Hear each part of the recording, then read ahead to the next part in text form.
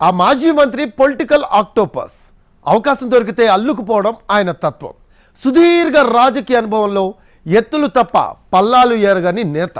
అలాంటి సీనియర్ నేతకు ఈసారి ఎన్నికలు కొత్త అనుభవాలను, గట్టి పోటీని రుచి చూపించాయి. ఆఖరి నిమిషం వరకు టిక్కెట్టే ఖరారు కాలేదు. దీంతో ఆయన పొలిటికల్ కెరీర్ క్లోజ్ అన్నంతగా చర్చ జరిగింది. పట్టుబట్టి సాధించుకున్న నియోజకవర్గంలో ప్రచారం నుంచి పోల్ మేనేజ్మెంట్ వరకు పక్కాగానే జరిగిందనే టాక్ వినిపిస్తోంది. కానీ బలాబలాలను, బలహీనతలను దెబ్బ కొడితే ఏం జరుగుతోంది? బిగ్ ఫైట్ జరిగిన చోట ఫలితం సంగతి ఏంటి? అంతు చిక్కని భీమిలి ఓటర్ల మనోగతం. గంటా శ్రీనివాసును గట్టెక్కిస్తారా? అవంతి శ్రీనివాసును ఆదరిస్తారా? మెజార్టీపై ఎవరి లెక్కలు వారివే. గంటా శ్రీనివాసరావు ఏపీ రాజకీయాల్లో పెద్దగా పరిచయమే అవసరం లేని నేత. కాపు కార్డు ఆయన బలం. అయితే రాజకీయ స్థిరత్వం లేకపోవడం బలహీనత. ఉమ్మడి విశాఖ జిల్లాలో సుదీర్ఘ రాజకీయ అనుభవం కలిగిన నేతల్లో ఒకరైన గంటా వర్గ రాజకీయాలు నడపడంలో దిట్ట. ప్రతి ఎన్నికకు నియోజకవర్గం లేకపోతే పార్టీ మార్చేస్తారనేది ఆయన మీదున్న ప్రధాన విమర్శ. అన్నిసార్లు కాకపోయినా అది నిజం కూడా. 1999లో టీడీపీలో చేరిన గంటా తొలి ప్రయత్నంలోనే అనకాపల్లి ఎంపీగా విజయం సాధించారు. 2004లో చోడవరం ఎమ్మెల్యేగా గెలిచిన ఆయనకు ప్రజారాజ్యం పార్టీ టర్నింగ్ పాయింట్ అయింది. 2009లో అనకాపల్లి నుంచి పీఆర్పీ సీటుపై నెగ్గిన గంటా పార్టీ విలీనం తర్వాత మంత్రి ఛాన్స్ కొట్టేశారు. 2014లో టీడీపీ గూటికే చేరి భీమిలి నుంచి పోటీకి దిగారు. సైకిల్ పార్టీకి కంచుకోట లాంటి భీమిల్లో గెలిచి మానవ వనరుల అభివృద్ధి మంత్రిగా పనిచేశారు. 2019లో మరోసారి సీట్ చేంజ్ చేసిన ఆయన విశాఖ ఉత్తరం నుంచి పోటీ చేసి స్వల్ప ఓట్ల మెజార్టీతో బయటపడ్డారు. విశాఖ స్టీల్ ప్లాంట్ ప్రైవేటీకరణను వ్యతిరేకిస్తూ 2021 ఫిబ్రవరి 12న ఎమ్మెల్యే పదవికి రాజీనామా చేశారు గంటా శ్రీనివాసరావు. అంతకుముందు ఆ తర్వాత కూడా నియోజకవర్గంపై పెద్దగా దృష్టి పెట్టలేదు. పైగా గెలిచిన కొద్ది రోజులకే భవిష్యత్తులో ఇక నుంచి మళ్లీ పోటీ చేయనని ప్రకటించడం ద్వారా కేడర్ను తీవ్ర గందరగోళానికి గురిచేశారు. గంటా ఏకపక్ష ధోరణిపై ఫిర్యాదులు, రాజకీయంగా హై హ్యాండెడ్గా ఉంటారనే అభిప్రాయం గంటాకు ఇబ్బందులను తెచ్చిపెట్టింది. 2024 ఎన్నికల్లో ఆయన టికెట్పై గ్యారంటీ లేని పరిస్థితి తలెత్తింది. కారణం గంటా శ్రీనివాస్ స్వయంకృత అపరాధాలు ఉన్నాయనేది బహిరంగ రహస్యం. నాయకత్వంతో సఖ్యత లేకపోవడం, పార్టీ కష్టకాలంలో ఉన్నప్పుడు కలిసి రాలేదనే భావన వెరసి ఆఖరి నిమిషం వరకు అధిష్టానం పక్కన పెట్టేసింది. మారిన అంతర్గత పరిణామాలు, విస్తృతమైన పరిచయాలతో ఆఖరి వరకు చేసిన లాబీయింగ్ ఫలించింది. Bheemili YCP sitting seat. ఇక్కడి నుంచి ప్రాతినిధ్యం వహిస్తున్న అవంతి శ్రీనివాస్ జగన్ కేబినెట్ మంత్రిగా పనిచేశారు. అర్బన్ రూరల్ కాంబినేషన్తో కనిపించే ఈ సీటు ఒకప్పుడు టీడీపీ కంచుకోట అనే మార్కును చెరిపేసింది వైసీపీ. మరోసారి వైసీపీ సర్కార్ అధికారంలోకి వస్తే ఈ ప్రాంతం అత్యంత కీలకంగా మారుతుంది.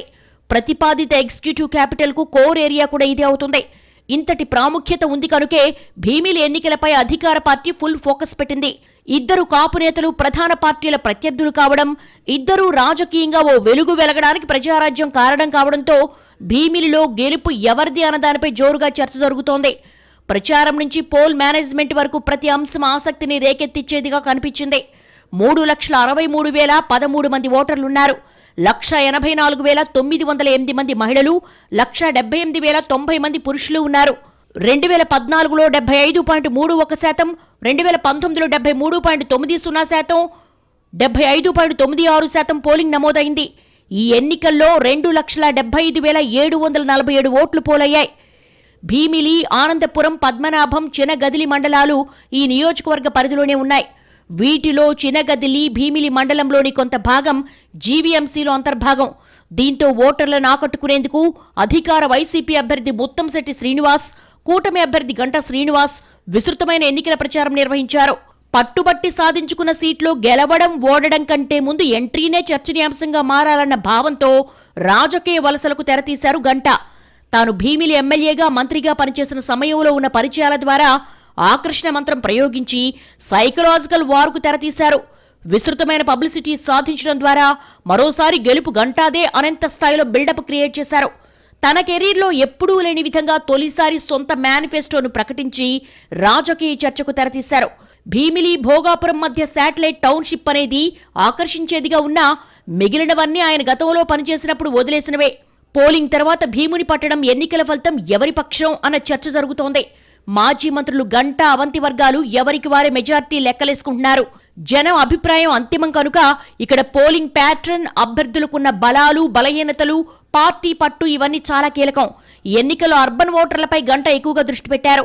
ఎండాడ, మధురవాడ, పిఎంపాలెం, భీమునిపట్టణం వంటి చోట్ల టీడీపీ విస్తృతమైన ప్రచారం చేసింది. సహజంగా అర్బన్ ఓటర్ ప్రభుత్వానికి వ్యతిరేకంగా వ్యవహరించి ఉండవచ్చన్న విశ్లేషణలు విస్తృతంగా ఉన్నాయి. అదే నిజమైతే భీమిల్లో టీడీపీకి నగర ప్రజల ఆదరణ లభించుండాలి. పోలింగ్ తీరును చూస్తే ఇక్కడ ఎఫెక్ట్ ఎంతవరకు ఉంటుందనేది అంతు చిక్కడం లేదు. ఈ స్థానంలో 87,266 ఓట్లు పోలవలేదు. ఉమ్మడి శ్రీకాకుళం, విజయనగరం జిల్లాలకు చెందిన ఉద్యోగులు, వలస కూలీలు ఈ నియోజకవర్గంలో నివసిస్తున్నారు. ఎన్నికల నాటికి వాళ్ళంతా సొంత జిల్లాలకు వెళ్లిపోవడంతో ఇక్కడ పోలింగ్ తగ్గింది. ఆ ఎఫెక్ట్ టీడీపీకి ఖచ్చితంగా పడుతున్న లెక్కలున్నాయి. ప్రభుత్వ సంక్షేమ పథకాలు మహిళా ఓటర్లను ప్రభావితం చేశాయనేది పోలింగ్ తీరును బట్టి అర్థమవుతోంది. గ్రామీణ ఓటర్లు ఉత్సాహంగా ఓటేయడం అక్కడ వైసీపీకి కలిసొచ్చే అంశంగా భావిస్తున్నారు.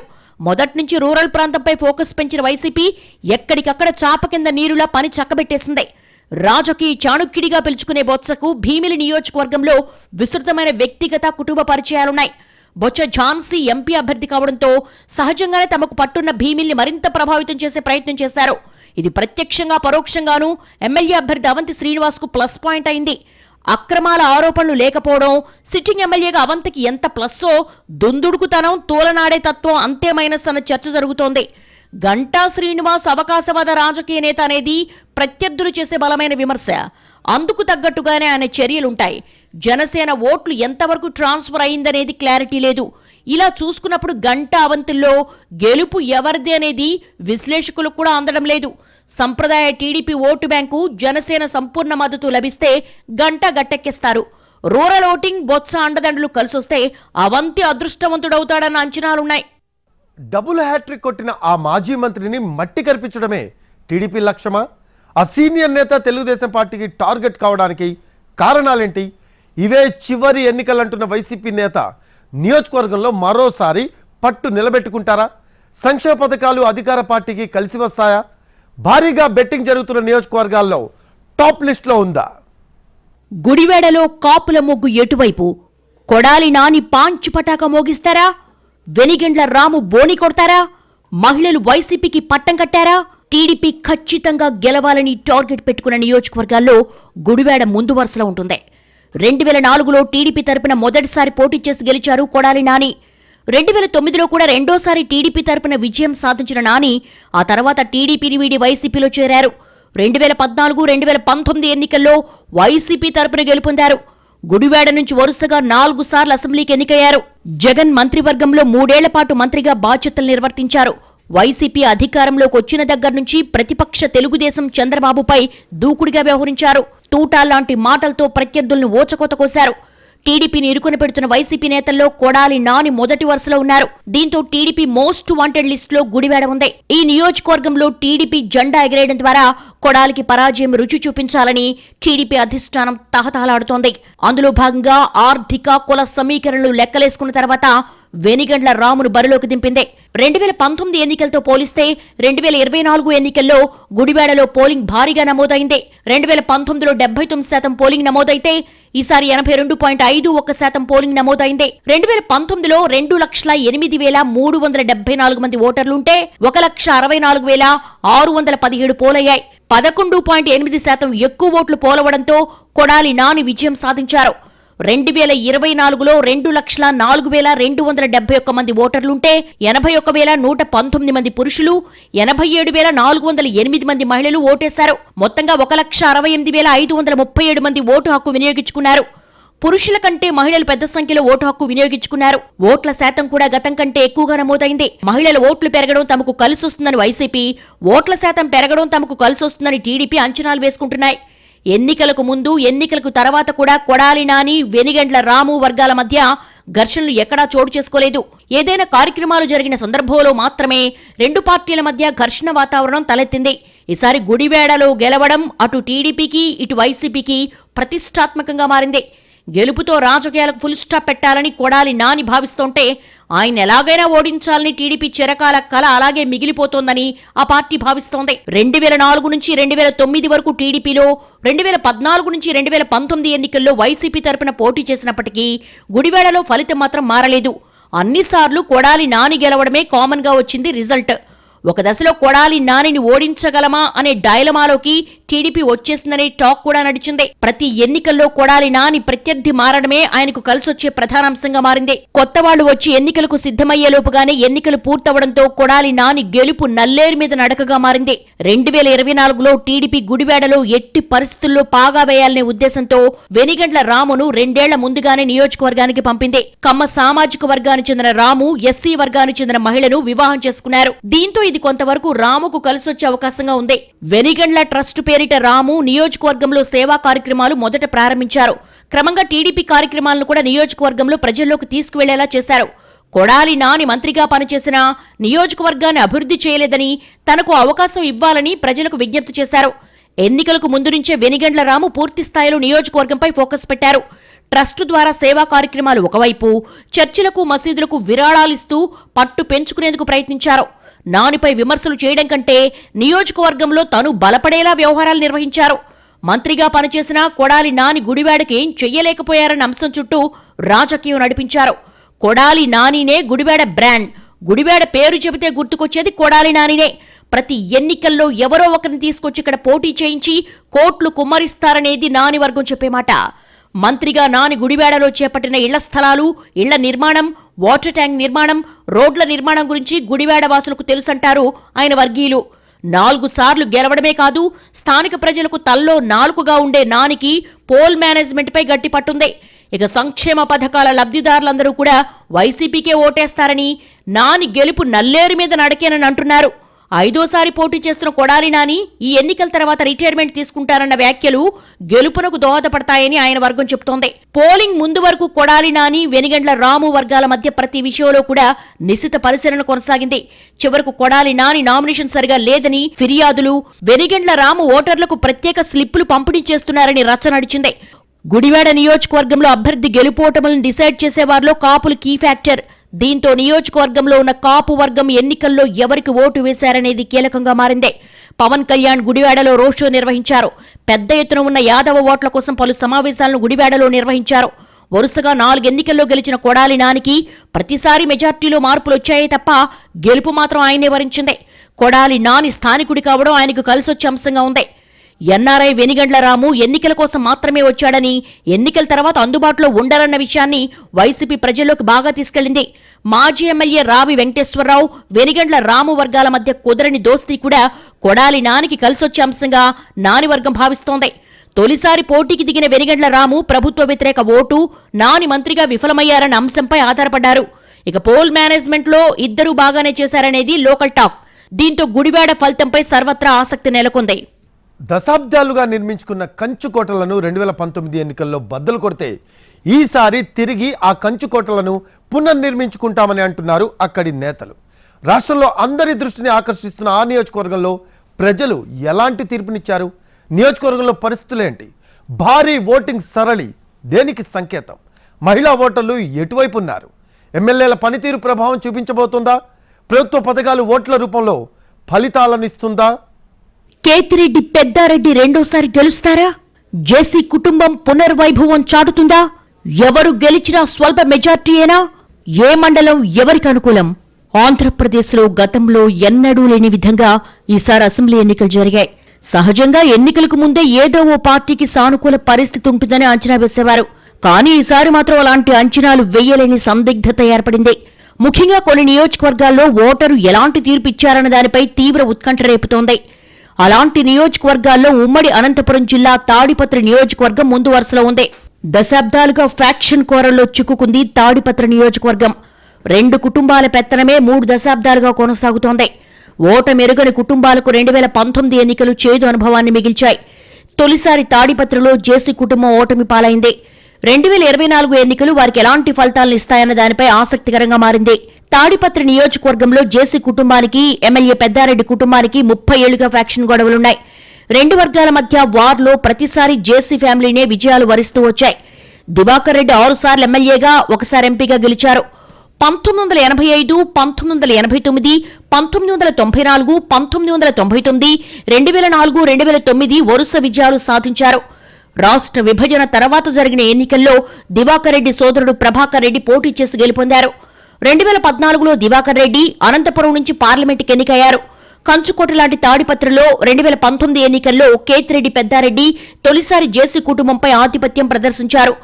ఎవరూ ఊహించని విధంగా చేసి కుమారుడు అస్మిత్ రెడ్డిపై విజయం సాధించారు. అప్పట్నుంచి ఈ రెండు కుటుంబాల మధ్య గొడవలు మరింత పెరిగాయి. ఎన్ని గొడవలు జరిగినా ఎన్నికలే వారి అసలైన టార్గెట్. ఈసారి కోల్పోయిన ప్రభావాన్ని కాపాడుకునేందుకు జేసీ ప్రభాకర్ రెడ్డి పూర్తి స్థాయిలో తన ఎఫర్ట్స్ అంతా పెట్టారు. 2024 ఎన్నికల్లో పై చేయి సాధించడానికి ఇటు కేతిరెడ్డి పెద్దారెడ్డి కూడా అదే స్థాయిలో పనిచేశారు. ఈ ఇద్దరు నేతలు ప్రతిష్టాత్మకంగా తీసుకోవడంతో ఎన్నికలు ఆషామాషిగా జరగలేదు. తన కుమారుణ్ణి ఎమ్మెల్యేగా చేయాలన్న ఆకాంక్షతో జేసీ ప్రభాకర్ రెడ్డి కాళ్లకు బలపం కట్టుకుని తిరిగారు. ఎమ్మెల్యే పెద్దారెడ్డి మాత్రం రెండవసారి జేసీ కుటుంబంపై గెలిచి తన సత్తా చూపించాలని భావిస్తున్నారు. గత ఎన్నికలకు భిన్నంగా జేసీ ప్రభాకర్ రెడ్డి గ్రామాల్లో ప్రజలతో మమేకమయ్యారు.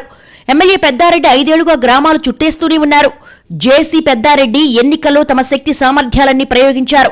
2024 ఎన్నికల్లో ప్రజల తీర్పేంటన్నది ఉత్కంఠగా మారింది. గతంలో ఎప్పుడూ లేని విధంగా తాడిపత్రి నియోజకవర్గంలో 83% పోలింగ్ అయింది. 2,48,880 ఓట్లు పోలైతే పురుషులు 1,02,898 మంది ఓటేశారు. అలాగే మహిళలు 1,05,792 మంది ఓటు హక్కు వినియోగించుకున్నారు. జేసీ అస్మిత్ రెడ్డి యాంగిల్లో పరిశీలిస్తే తాడిపత్రి పట్టణ ప్రజలు తమకు అనుకూలంగా ఓటేశారని లెక్కలేసుకుంటున్నారు. పెద్ద వడుగూరు మండలంలో కూడా తమకు అనుకూలంగా ఓట్లు పడ్డాయని భావిస్తున్నారు. సిట్టింగ్ ఎమ్మెల్యే పెద్దారెడ్డి మాత్రం పూర్తి స్థాయిలో తనకే ఓట్లు పడ్డాయని ధీమాతో ఉన్నారు. కానీ ఎన్నికల్లో ఎవరు గెలిచినా తక్కువ మెజార్టీ ఉంటుందని విశ్లేషకులు చెప్పుకొస్తున్నారు. మహిళా ఓటర్లు ఎక్కువగా తమ వైపే ఉన్నారని పెద్దారెడ్డి అంటున్నారు. వాస్తవంగా ఈ 5 ఏళ్ల పదవీ కాలంలో ఎమ్మెల్యే పెద్దారెడ్డి జేసీ ప్రభాకర్ రెడ్డి మధ్య భారీ స్థాయిలో గొడవలు జరిగాయి. ఎన్నికల తర్వాత కూడా అవి కొనసాగుతున్నాయి. తాడిపత్రి మున్సిపాలిటీలో మాత్రం గతంలో ఉన్న అభివృద్ధి కొనసాగించలేకపోయారు. వైసీపీ ప్రభుత్వం వచ్చాక మున్సిపాలిటీ నిధుల కోసం చైర్మన్ ప్రభాకర్ రెడ్డి రోడ్డెక్కాల్సి వచ్చింది. ప్రజెంట్ జరిగిన ఎన్నికల్లో తాడిపత్రి పట్టణంలో టీడీపీకి మెజార్టీ వస్తుందని టీడీపీ నాయకులు చెబుతున్నారు. గతంలో తాడిపత్రి మున్సిపాలిటీని దేశంలోనే నెంబర్ 1గా మార్చిన జేసీ ప్రభాకర్ రెడ్డి ఈసారి అక్కడ పరిస్థితులను ప్రజల్లోకి బాగా తీసుకెళ్లారు. ఇవి జేసీ కుమారుడు అస్మిత్ రెడ్డికి ప్లస్ గా మారే అవకాశం ఉంది. ఇటు ఎమ్మెల్యే పెద్దారెడ్డి మాత్రం వైసీపీ చేపట్టిన సంక్షేమ పథకాలను బలంగా ప్రజల్లోకి తీసుకెళ్లారు. జేసీ తన వ్యక్తిగత ఇమేజ్ మీద ఆధారపడితే ఎమ్మెల్యే పెద్దారెడ్డి మాత్రం తన ఇమేజ్ తో పాటు జగన్ చేపట్టిన సంక్షేమ పథకాలను ప్లస్ గా మార్చుకున్నారు. ఏది ఏమైనప్పటికీ ఈ నియోజకవర్గం మీద రాష్ట్రంలో అందరి ఫోకస్ ఉంది. పోయిన చోట వెతుక్కోవాలన్న ఉద్దేశంతో ఈసారి జేసీ కుటుంబం గతానికి భిన్నంగా శ్రమించింది. మరి ప్రజా తీర్పు ఎలా ఉంటుందన్నది చూడాలి. నెల్లూరు జిల్లా కోవూరు ఓటర్లు సిట్టింగ్కు జైకొట్టారా లేదంటే ప్రశాంతి రెడ్డికి అవకాశం ఇచ్చారా? ప్రసన్న కుమార్ రెడ్డికి ప్రభుత్వ పథకాలు కలిసి వస్తాయా? అన్నా చెల్లెళ్ల యుద్ధంలో ఓటర్లు ఎవరికి పట్టం కట్టారు? పోలింగ్ శాతం పెరగడం అధికార పార్టీకి ప్లస్సా మైనస్సా? కోవూరు ప్రజలు ఏ పార్టీకి పట్టం కట్టారు? ప్రసన్న కుమార్ రెడ్డిని ఆరోసారి గెలిపిస్తారా? ప్రశాంత్ రెడ్డిని అసెంబ్లీకి పంపుతారా? కోవూరులో అంతిమ విజేతలెవరు? పోలింగ్ ముగిసిన తర్వాత ఫలితాల కోసం అభ్యర్థులు ఊపిరి బిగబట్టుకుని కాలం వెళ్లదీస్తున్నారు. ప్రజలు తమకు అనుకూలంగా తీర్పిచ్చారా? ఇస్తే ఎంత మెజార్టీ వస్తుంది? ఏ గ్రామంలో తమకు మెజార్టీ వస్తుంది అన్న అంశాలపై వైసీపీ టీడీపీ అభ్యర్థులు లెక్కలేసుకుంటున్నారు. నెల్లూరు నగరానికి సమీపంలో పెన్నా తీరాన కోవూరు నియోజకవర్గం విస్తరించి ఉంది. బుచ్చిరెడ్డిపాలెం, కొడవలూరు, విడవలూరు, ఇందుకూరుపేట, కోవూరు మండలాలు నియోజకవర్గ పరిధిలో ఉన్నాయి. వైసీపీ తరపున sitting MLA Nallapareddy Prasanna Kumar Reddy, TDP తరపున ఆయన సమీప బంధువు వేమిరెడ్డి ప్రశాంత్ రెడ్డి పోటీ చేశారు. ఇరువురు నేతలు విస్తృతంగా ప్రచార కార్యక్రమాలు నిర్వహించారు. వేమిరెడ్డి ప్రశాంత్ రెడ్డి తరపున చంద్రబాబు బుచ్చిరెడ్డిపాలెంలో జరిగిన బహిరంగ సభలో పాల్గొన్నారు. మరోవైపు సిట్టింగ్ ఎమ్మెల్యే ప్రసన్న కుమార్ రెడ్డి తన స్టైల్లో క్యాంపెయిన్ చేశారు. ప్రచార సమయంలో ఇరువురు నేతలు ఆరోపణలు ప్రత్యారోపణలు చేసుకున్నారు. సిట్టింగ్ ఎమ్మెల్యే ప్రసన్న కుమార్ రెడ్డి ఇప్పటి వరకు 6 సార్లు ఎమ్మెల్యేగా ఎన్నికయ్యారు. 1994, 1999, 2009 ఎన్నికల్లో తెలుగుదేశం తరపున, 2012 ఉప ఎన్నికలతో పాటు 2019లో వైసీపీ తరపున అసెంబ్లీకి వెళ్లారు. 7ఓసారి అదృష్టాన్ని పరీక్షించుకుంటున్నారు. 5 సార్లు ఎమ్మెల్యేగా గెలిచిన ప్రసన్న కుమార్ రెడ్డి ప్రజల కనీస అవసరాలు కూడా తీర్చలేదని ప్రశాంత్ రెడ్డి విమర్శలు చేశారు. గత 5 సంవత్సరాలలో నియోజకవర్గంలో భారీ అవినీతి జరిగిందని ఆరోపించారు. గ్రావెల్, ఇసుక, మట్టిని నేతలు దోచుకున్నారని కూడా ఆమె ప్రచారంలో విరుచుకుపడ్డారు. టీడీపీ అభ్యర్థిగా ప్రశాంత్ రెడ్డిని ప్రకటించిన తర్వాత వైసీపీకి చెందిన పలువురు నేతలు టీడీపీలో చేరారు. బుచ్చిరెడ్డిపాలెంలో సూరా శ్రీనివాసులు రెడ్డి, జిల్లా గ్రంథాలయ సంస్థ మాజీ చైర్మన్ ఎర్రంరెడ్డి గోవర్ధన్ రెడ్డి, కామాక్షి తాయి ఆలయ మాజీ చైర్మన్ పుట్టా నాయుడు వంటి నేతలు టీడీపీ తీర్థం పుచ్చుకున్నారు. వైసీపీ నేతలను కొనుగోలు చేస్తున్నారంటూ వైసీపీ అభ్యర్థి ప్రసన్న కుమార్ రెడ్డి విమర్శలు గుప్పించారు. వైసీపీ హయాంలో చేపట్టిన అభివృద్ధి పనులను ప్రజలకు వివరించి ఓట్లు అడిగారు. కోవూరు నియోజకవర్గంలో 2,67,345 మంది ఓటర్లుంటే 1,28,947 మంది పురుషులు, 1,38,373 మంది మహిళా ఓటర్లు, ఇతరులు 26 మంది ఉన్నారు. 2,11,976 మంది తమ ఓటు హక్కు వినియోగించుకున్నారు. వీరిలో 1,03,088 మంది పురుషులు, 1,08,879 మంది మహిళలు ఓటేశారు. 2014 ఎన్నికల్లో 80.54%, 2019 ఎన్నికల్లో 75% పోలింగ్ నమోదైంది. ఈ ఎన్నికల్లో 79.29% మంది ఓటేశారు. రికార్డు స్థాయిలో ఓటర్లు తమ ఓటు హక్కు వినియోగించుకున్నారు. గత ఎన్నికల్లో నల్లపరెడ్డి ప్రసన్నకుమార్ రెడ్డికి 39,891 ఓట్ల మెజార్టీ వచ్చింది. ఈసారి ఆయన బలాన్ని తగ్గించేందుకు అన్ని ప్రయత్నాలు చేసింది. వైసీపీ నేతలను చేర్చుకోవడంతో పాటు ఆయా గ్రామాల్లోని సమస్యలను పరిష్కరిస్తామని టీడీపీ హామీలిచ్చింది. వీపీఆర్ ట్రస్ట్ ద్వారా వాటర్ ప్లాంట్లు ఏర్పాటు చేసి తాగునీటి సమస్యలను పరిష్కరిస్తామని ప్రజలకు హామీ ఇచ్చారు. కోవూరు నియోజకవర్గంలోని ప్రసన్నకుమార్ రెడ్డి బంధువర్గంలో పలువురు నేతలు గత ఎన్నికల్లో వైసీపీకి మద్దతిచ్చారు. ప్రస్తుతం వారంతా తెలుగుదేశం తరపున పోటీ చేసిన ప్రశాంత్ రెడ్డి వైపు నిలిచారు. మరోవైపు ప్రశాంత్ రెడ్డిని ఎదుర్కొనేందుకు ప్రసన్నకుమార్ రెడ్డి నియోజకవర్గంలో చేపట్టిన అభివృద్ధి కార్యక్రమాలను ప్రజలకు వివరించారు. కులమతాలు, పార్టీలకు సంబంధం లేకుండా అర్హులైన వారందరికీ ప్రభుత్వ పథకాలను అందిస్తున్నామని చెప్పారు. పోలింగ్ తర్వాత ఇరు పార్టీలు విజయంపై ఎవరికి వారు ధీమా వ్యక్తం చేస్తున్నారు. టీడీపీ మేనిఫెస్టోలో ప్రకటించిన పథకాలతో ప్రజలంతా తమ వైపు నిలిచారని ఆ పార్టీ నేతలు చెప్తున్నారు. అందువల్లే పోలింగ్ శాతం కూడా గణనీయంగా పెరిగిందని అంటున్నారు. అటు వైసీపీ నేతలు కూడా ప్రభుత్వం అమలు చేసిన సంక్షేమ పథకాలే తమకు ఓట్ల వర్షం కురిపించిందని చెప్తున్నారు. ఇలా ఎవరికి వారు విజయంపై ధీమా వ్యక్తం చేస్తున్నా ప్రజలు ఎవరి వైపు నిలిచారన్న విషయం ఓట్ల కౌంటింగ్ తర్వాత వెల్లడి కానుందే. ఇది వాటి ఫోకస్. This is Rafi. నమస్తే.